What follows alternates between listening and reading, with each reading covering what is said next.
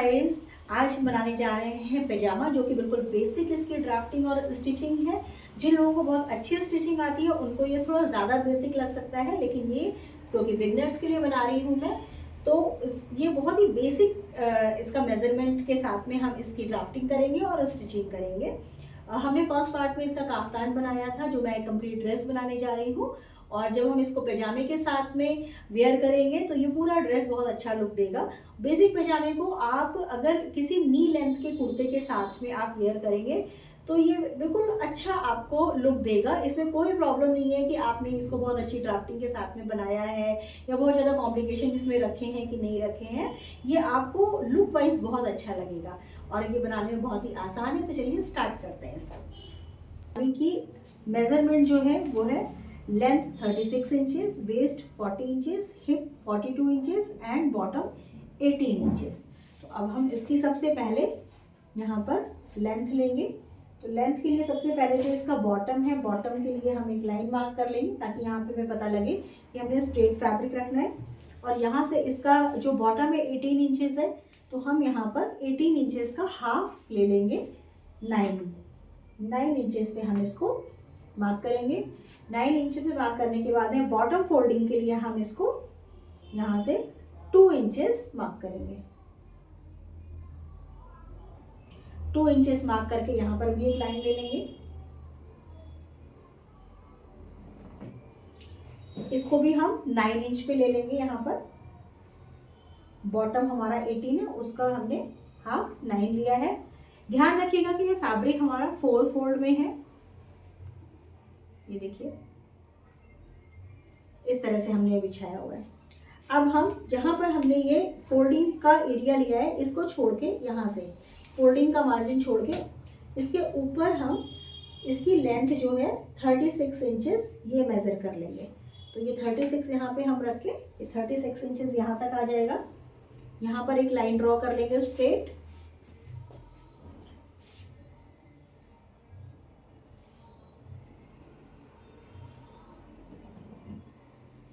अब इस लाइन पे जो हम मेजरमेंट लेंगे वो आएगा हिप का 1/4 प्लस 2 इंचेस। तो हिप है 42 इंचेस, तो 42 को जब हम 1/4 पे करते हैं तो 10.5 इंचेस आता है। तो इसको पहले हम 10.5 इंच मार्क कर लेंगे। 1/4 ऑफ हिप राउंड में। ये वेस्ट का मेजरमेंट, वेस्ट लाइन है, लेकिन वेस्ट के लाइन पे हम यहाँ पर हिप के एरिया का मार्किंग कर रहे हैं, इसलिए क्योंकि जब हम इसको वेयर करते हैं तो ऑब्वियसली हिप का एरिया ज़्यादा होता है, तो हमारे पास वो लूजिंग यहाँ आनी चाहिए। तो हमने वेस्ट के पास में हिप के एरिया की मार्किंग की है यहाँ पर।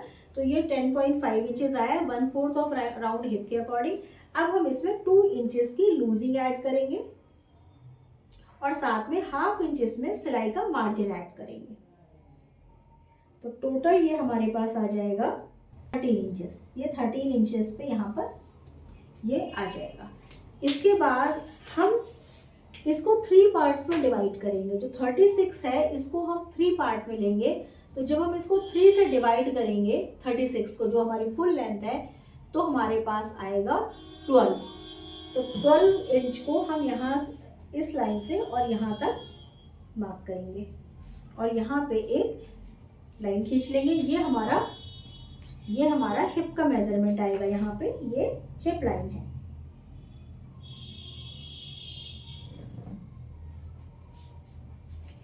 अब यहाँ से 13 इंच मार्क करेंगे, जो हमारा ऊपर मेजरमेंट था ये, और इसको स्ट्रेट लाइन से हम मिला देंगे। इसके बाद वेस्ट लाइन पे 1 इंच अंदर की तरफ मार्क करेंगे।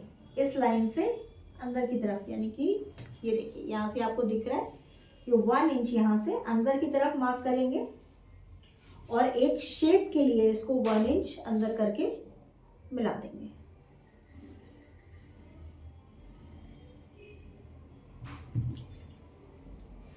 इसके बाद बॉटम यहाँ पर हमने ले लिया है। अब हमें कुछ भी नहीं करना है, हमें यहाँ पर लेग शेपर की हेल्प से इसको मिला देना है।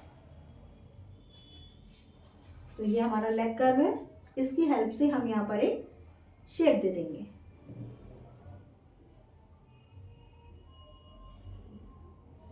ये देखिए यहाँ पर हमने सिलाई का मार्जिन नहीं लिया है, तो हम इसको यहाँ पे सिलाई का मार्जिन आधा इंच ये मार्क कर लेंगे।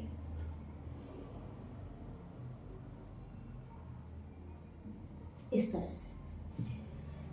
इसके बाद हम यहाँ पर ऊपर बेल्ट लगाने के लिए 2 इंचेस एक्स्ट्रा बढ़ाएंगे।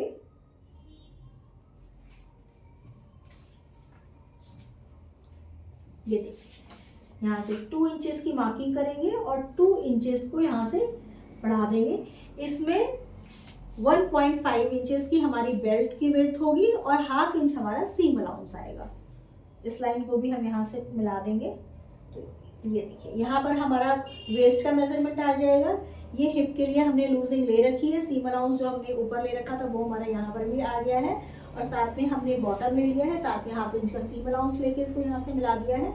ये वाली लाइन हमारी सीम लाइन है और ये हमारी कटिंग लाइन है। सीम लाइन का मतलब यहाँ पे हम सिलाई लगाएंगे और ये हमारी कटिंग लाइन होगी। इसके ऊपर हमने बेल्ट के लिए मार्जिन ले लिया है इसको फोल्ड करने के लिए, जो कि हमारा 1.5 इंच की बेल्ट है और ½ इंच इसमें सीम अलाउंस है। तो इसको हम अब कट कर देते हैं।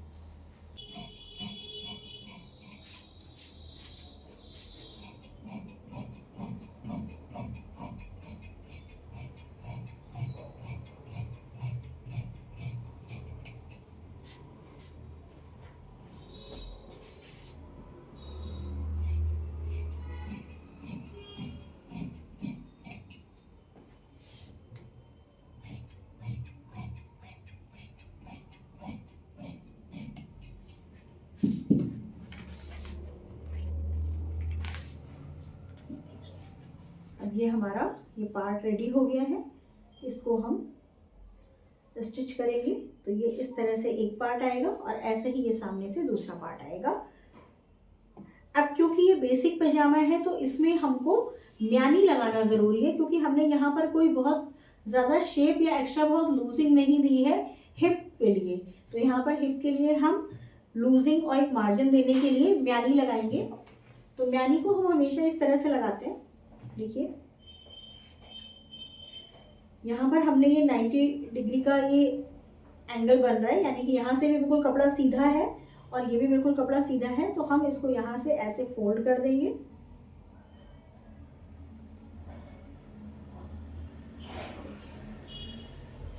और हम यहाँ पर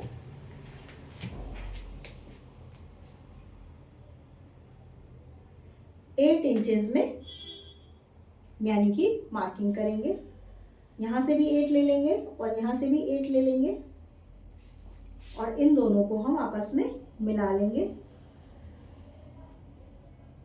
इसके बाद हम सिलाई के लिए ले लेंगे यहाँ पर 1 इंच का मार्जिन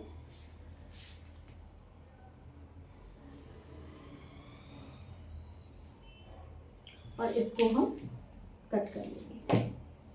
ये 1 इंच का मार्जिन मैंने यहाँ पर इसलिए लिया है क्योंकि ½ इंच ये ऊपर भी जाएगा।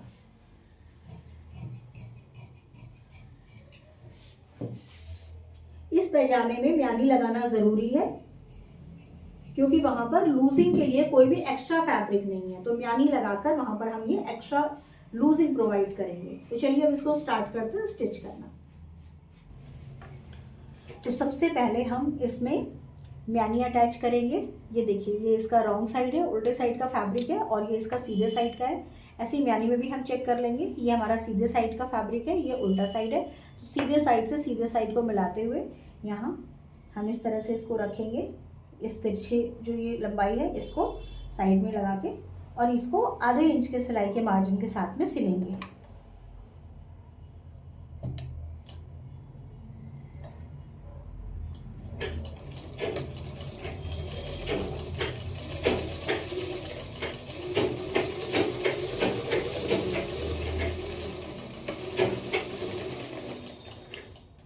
इसी पार्ट में हम दूसरी तरफ भी म्यानी को अटैच कर लेंगे।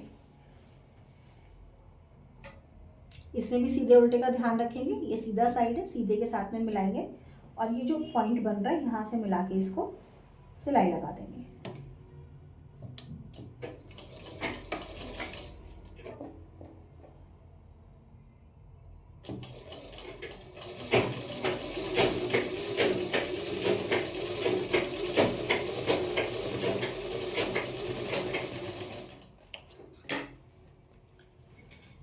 पार्ट में दोनों तरफ ये म्यानी लगाने के बाद में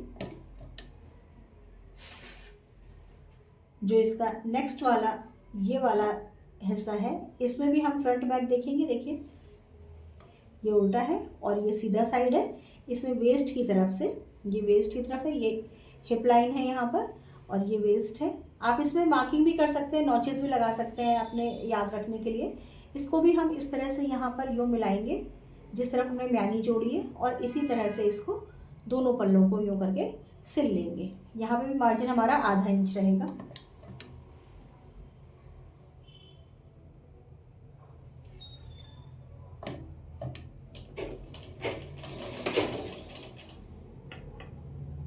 इसको इस तरह से खोल लेंगे यहाँ पर, ताकि यहाँ पर कोई भी प्लीट ना बने, एकदम फिनिशिंग के साथ में सिलाई आए। इसको देखिए इस तरह से ऐसे ओपन करके फिर सिलाई लगाएंगे।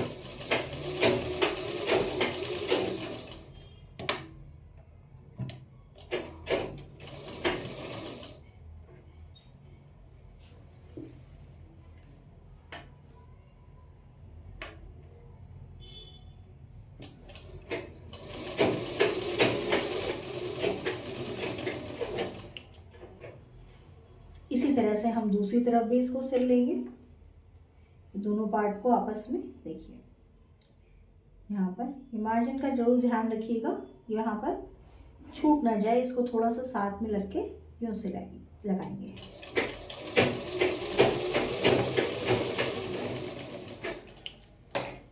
ये देखिए ये पूरा यहाँ पर सिल गया है। अब मैं इसको यहाँ पर पहले ओवरलॉक कर लेती हूँ ताकि ये सिलाई खुले नहीं।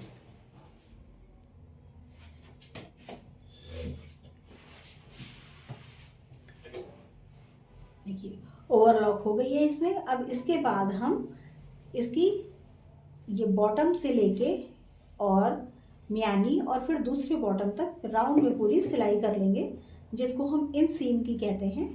यहाँ से हमने इसमें आधे इंच का मार्जिन लिया है तो आधे इंच पे रखेंगे और यहाँ से हम पूरी सिलाई लगाएंगे।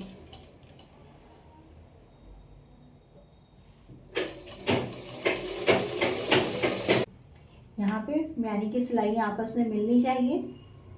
जब आपकी कटिंग बहुत अच्छी होगी और आप मेजरमेंट के हिसाब से बनाएंगे, जहाँ पे जितना सिलाई का मार्जिन है उतना ही दबाएंगे, तो ये इस तरह की फिटिंग अच्छे से आ जाती है।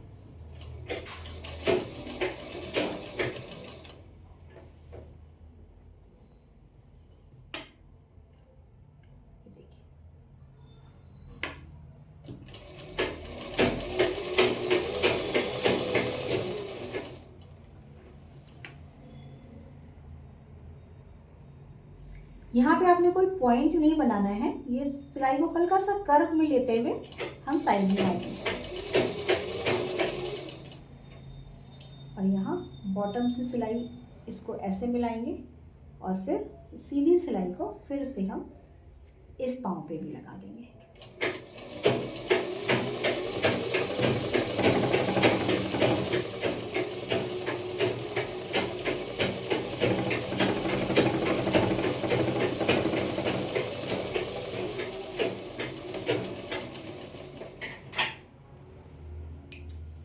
ये देखिए साइड में भी हमने यहाँ पर ओवरलॉक कर लिया है। अब हम इसकी बॉटम फोल्डिंग करेंगे। तो बॉटम के लिए हमने यहाँ पर जो मार्जिन लिया था, पहले तो हम दोनों को ऐसे मिलाएंगे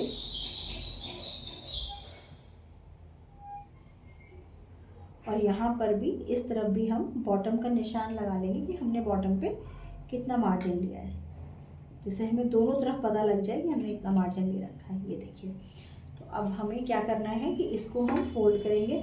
आप इसको हाथ से भी तुरपाई कर सकते हैं और मशीन की भी सिलाई कर सकते हैं। तो मैं इसमें मशीन की सिलाई कर रही हूँ। यहाँ पर ये मैंने पहले इसको इस तरह से यहाँ तक मोड़ा है, फिर यहाँ पे जहाँ पर मैंने मार्जिन लिया है उतना मैंने फिर से फोल्ड कर लिया है। आप इसे अपने हिसाब से बॉटम को कम ज़्यादा कर सकते हैं।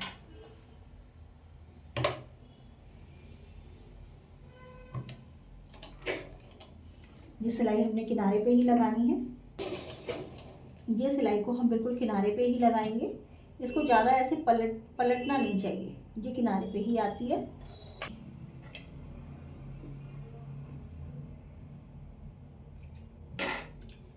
ये देखिए, ये इस तरह से सिलाई आई है।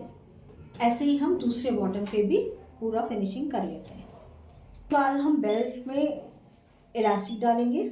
इलास्टिक के मेज़रमेंट के लिए जो हमारा वेस्ट का मेज़रमेंट है उसमें मैं 3 इंचेस माइनस करती हूँ। तो हमारा जो मेज़रमेंट है वो है 40 इंचेस। तो 40 में जब हम 3 इंच माइनस करेंगे तो वो 37 इंचेस आएगा। तो मैं यहाँ पर 37 इंचेस की इलास्टिक लूँगी। तो अभी हम 37 इंचेस में इलास्टिक को कट करेंगे। ये देखिए, यहाँ से हम नापते हैं 37 इंचेस।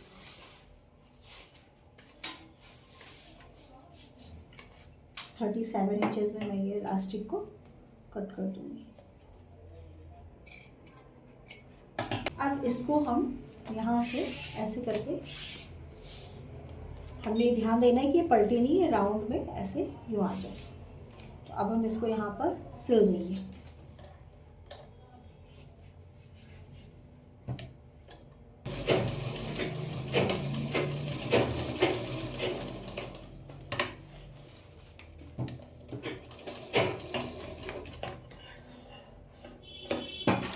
इसको इस तरह से सर्कल बनाने के बाद हम इसको इस पजामे में लगाएंगे। तो इसके लिए हम सबसे पहले इसको आसान करने के लिए, वैसे तो हम डायरेक्ट भी कर सकते हैं, लेकिन इसको हम पहले यूं करके एक सिलाई लगा लेते हैं।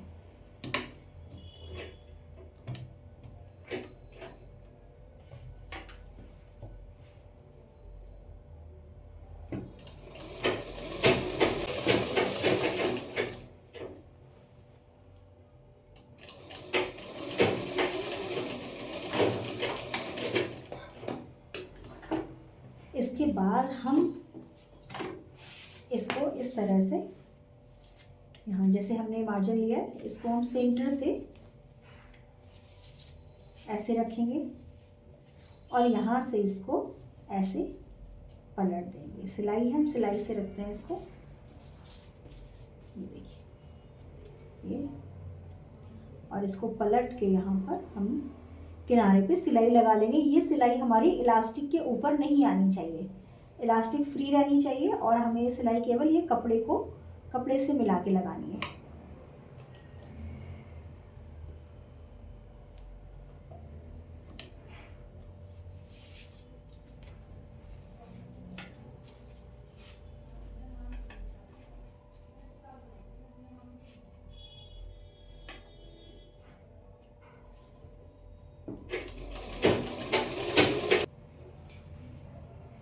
यहाँ पर इलास्टिक को थोड़ा सा खींचकर बाहर निकाल लेंगे, जिससे हमें सिलाई करने में आसानी हो जाए।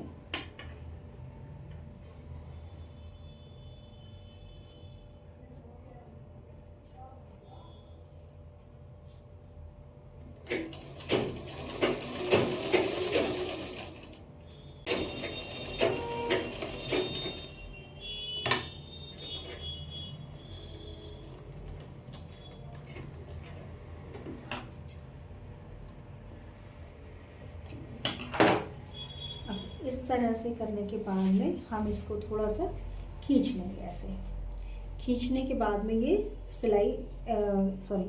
इलास्टिक फिट हो जाएगी और फिर हम इसमें एक बीच में सिलाई लगा देंगे। ये सिलाई हम सीधे साइड से लगाएंगे। इस सिलाई से सिलाई को मिलाते हुए इसको खींचेंगे और फिर इसको यहाँ से एक बीच में सिलाई लगा देंगे।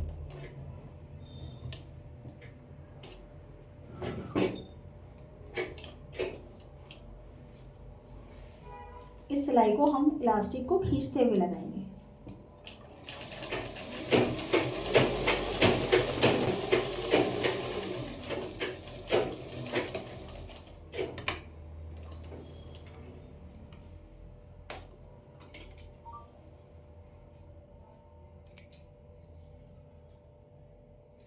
गाइस देखिए, ये पैजामा बनकर तैयार हो गया है और ये बहुत ही आसान स्टेप में बना है। इसकी कटिंग और स्टिचिंग दोनों ही बहुत आसान है, तो इसको बनाइएगा और बाकी लाइक और सब्सक्राइब करना नहीं भूलिएगा हमें। बाय।